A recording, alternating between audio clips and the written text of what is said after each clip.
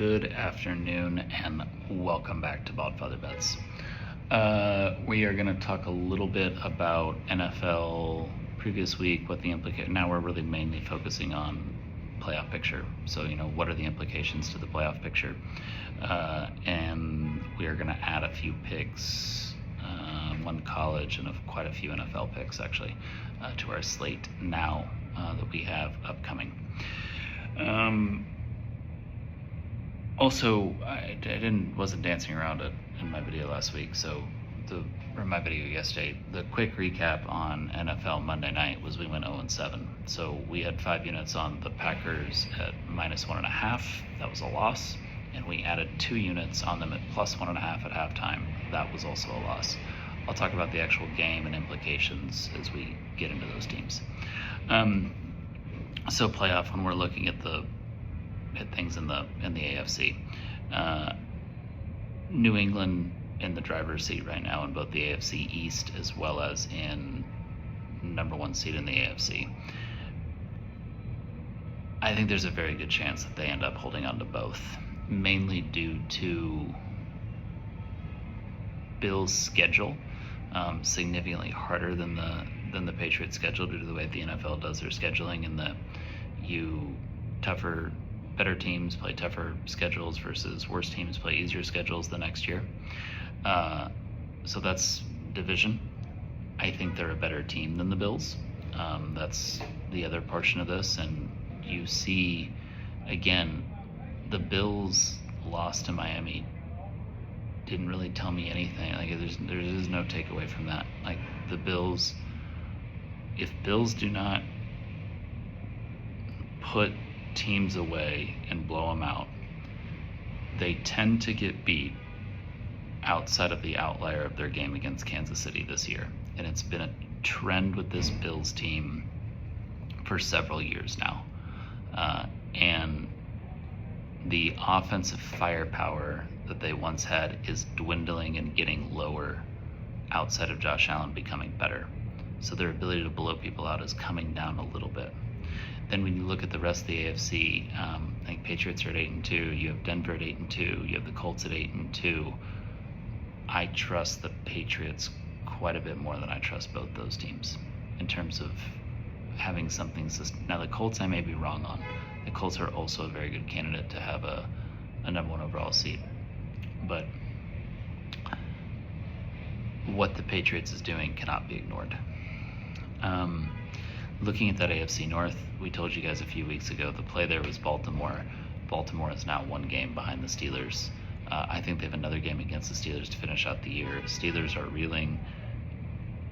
I don't see how Baltimore doesn't ultimately end up winning this division. And what's even more incredible for Baltimore is they may win this division in a year where some of their top competitors, so the Chiefs and the Bills, end up in wild card spots, which means that they would have home field advantage against them even in a year where they barely win the division and end up being the 4th seed. I kind of think the Chiefs will come back and actually win the AFC West, and so they won't get that. But still to be seen. I mean, right now, the Chiefs are only 1 game ahead of the Ravens. 1. That's significant. And I believe, the Ravens have a head-to-head against the Chiefs. Yes, they do. So that's very, very significant because the Ravens ultimately can have that home field advantage against the Chiefs and against the Bills in the playoffs, who, at the end of the day, it's probably going to come down to those teams, maybe the Colts and the Chargers. This game between Jacksonville and the Chargers is extremely important this weekend. Chargers almost guarantee themselves a playoff spot with a win. If Jacksonville wins, then they both have themselves around that 50 to 60% to get in the playoffs. If Jacksonville loses, they almost guarantee themselves no chance at the playoffs. A lot of significance in that one this weekend. Jacksonville, man, you guys know I love Trevor Lawrence, but just overall as a team, there's just something about them where they don't seize opportunities and moments. They have a big one at home against the Chargers in what is about a 3-point game. When you get into, that's mainly it on the AFC. The other topics that you get into potentially in the AFC is the Chargers, but I with the two injuries to left tackle and right tackle with Slater and Alt, and then the continued offensive line issues, they're going to give you big wins, but I don't see how at some point they don't match up against someone where that really comes back to bite them. And it sucks for them because they're a really good team, and I like Herbert, and they built the team the right way. Getting into the NFC, Philly is running away with the NFC East, so we're looking at our first repeat division winner in the NFC East in 20 years.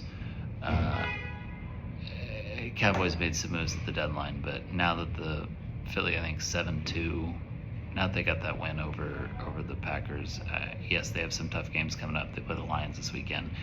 It's going to be almost impossible with a hobbled Commanders team or this Cowboys team who has no defense to catch them. And no, I don't think adding Quinnen Williams fixed the defense for the Cowboys, but remains to be seen, I guess. Giants are in disarray, fired their coach. Not much to talk about there in terms of a playoff picture. NFC North is crazy. So I don't know if people quite understand how dire this thing is for the Packers. Yes, you didn't have Tucker Kraft. Yes, you didn't have Matthew Golden.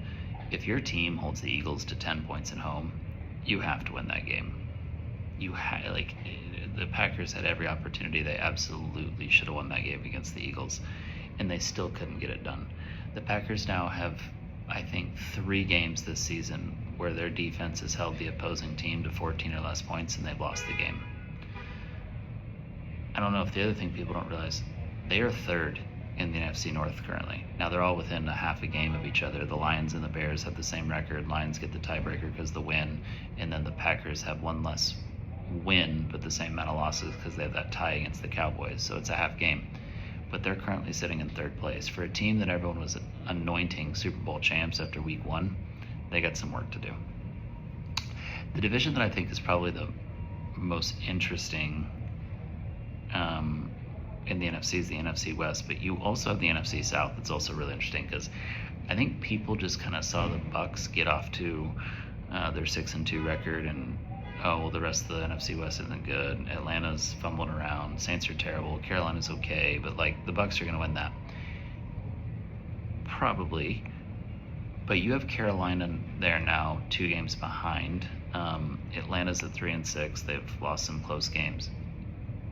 Carolina could be putting this thing together with Bryce Young in a manner with which they can compete. Again, schedule here, the Bucks play a significantly tougher schedule to finish out the year than Carolina does. Keep an eye on that one. And a flyer on Carolina to win that division wouldn't be the dumbest futures bet right now. Then the NFC West, man, the most loaded division in the NFL, the most fun to try and figure out. I've been telling you how good the Seahawks are all year. DVOA says that they're one of the best teams in the history of the NFL. And your eyeballs say it too when you watch them, especially on the defensive line. It's really funny because there's a very good chance we're going to end up being on the Rams this weekend. But that Rams versus Seahawks battle is probably going to be my favorite one to watch as it comes down to the end. San Francisco, keep an eye on them too. They play pretty easy schedule to finish it out. Really look at the course of the month of November for them, and then first week in December they play a very easy schedule to finish out. They're not dead in this thing, and they're absolutely not dead in the wild card for the NFC. That's really it, guys, and that's the playoff. We don't have any major futures that we would tell you. Again, that flyer on Carolina right now isn't the worst thing. You can still get decent prices on the Patriots to win the AFC East or the Patriots to be the number 1 seed. That's not the worst thing either. All right, we're going to add some picks here, and then we're going to get out of here. For Thursday night, we're taking the Commanders plus 3.5. We're doing that one for 3 units. You can take it down to anything Commanders plus 3.